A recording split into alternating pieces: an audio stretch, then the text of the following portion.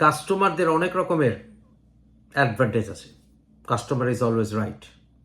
ভারত যদি আমাদেরকে কাস্টমার মনে করে থাকে, অসুবিধা নেই, আমরা always right, we are the buses. কারণ আমাদের অপশন আছে। কেমন লাগে ইলিশ মাছ খাওয়া শেষ, ইলিশ করা লাগে, বাংলার ইলিশ আর করতে হবে না। ভারতের বাজারে, পশ্চিমবঙ্গের বাজারে, দিল্লিতে বাঙালি বাজারে আর বলতে হবে না বাংলাদেশের ইলিশ শেষ। ইলিশ মাছের ঝোল খাওয়া ফিনিশ। আর পেঁয়াজও আসছে পাকিস্তান আর চায়না থেকে, লও ঠেলা, বেসো গিয়া তোমাদের মাল সমানা। আমাদের কত বড় বন্ধু ভারত। স্বাধীনতার পর থেকে এখন পর্যন্ত অসংখ্য বাংলাদেশিদেরকে ওরা হত্যা করেছে, ধর্ষণ করেছে, গুম করেছে বর্ডারে। আমার কাছে একটি ডাটা আছে, আপনাদেরকে এখনই বলবো। ফেলানি হত্যার পর আমি নিউ ইয়র্কে এই ফেলানি হত্যার বিরুদ্ধে প্রেস কনফারেন্স করেছিলাম, মনে করিয়ে দিই। ক্রিমিনালি যাকে হত্যা করা হয়েছে সেই বিচারটা ক্রিমিনাল প্রসিকিউশন হইতে হবে।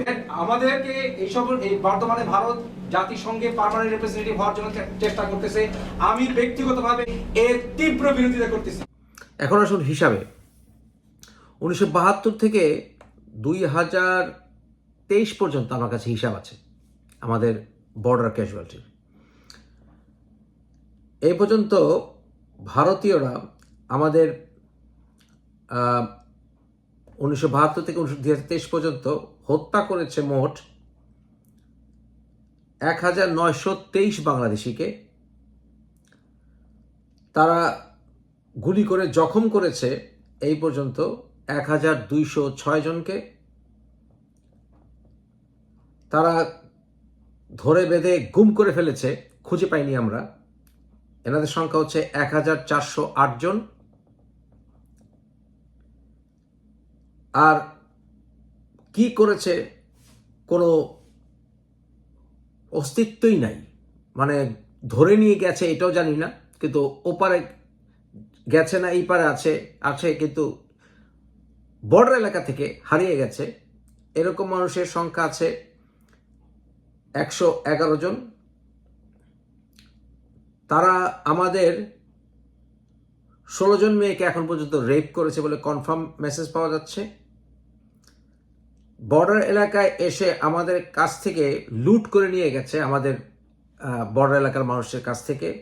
এরকম ব্যক্তি এবং পরিবারের সংখ্যা হচ্ছে 16। তারপরে জোর করে ওদের নাগরিকদেরকে আমাদের দেশে ঢুকিয়ে দিয়েছে, এরকম সংখ্যা 157 জন। এবং আরো বিভিন্ন রকমের দুর্ঘটনা ঘটিয়েছে। যেমন আমাদের এখান থেকে আবার তারা পুশ করে ওদের ওখানে নিয়ে গিয়ে আবার ধরে বেঁধে রেখে দিয়েছিল, তারপরে ফ্ল্যাগ মিটিং করে নিয়ে আসতে হয়েছে। এমন সংখ্যা হচ্ছে 354 জন। তারপরে আরো বিভিন্নভাবে বিভিন্ন দুর্ঘটনা ঘটিয়েছে, এরকম সংখ্যা হচ্ছে 35। মোট বাংলাদেশিরা এখন পর্যন্ত কনফার্ম এই বিএসএফ, ভারতীয় বিএসএফ এর কারণে হতাহত, গুম, খুন, ধর্ষণের শিকার হয়েছে 5154 জন। এটা হচ্ছে নিশ্চিত, আর আরো অনিশ্চিত আছে অনেক। আমাদের বন্ধুরাষ্ট্র, তাই না? এরা আমাদের বন্ধুরাষ্ট্র। শেখ হাসিনার প্রিয় দেশ। শেখ হাসিনা ওখানে গিয়ে আশ্রয় নেয়, নিজের দেশের মানুষকে হত্যা করে, আর হাসিনা ওখানে গিয়ে আশ্রয় নেয়। কারণ কি? কারণ হাসিনা আসলে বাংলাদেশি হতে পারেনি।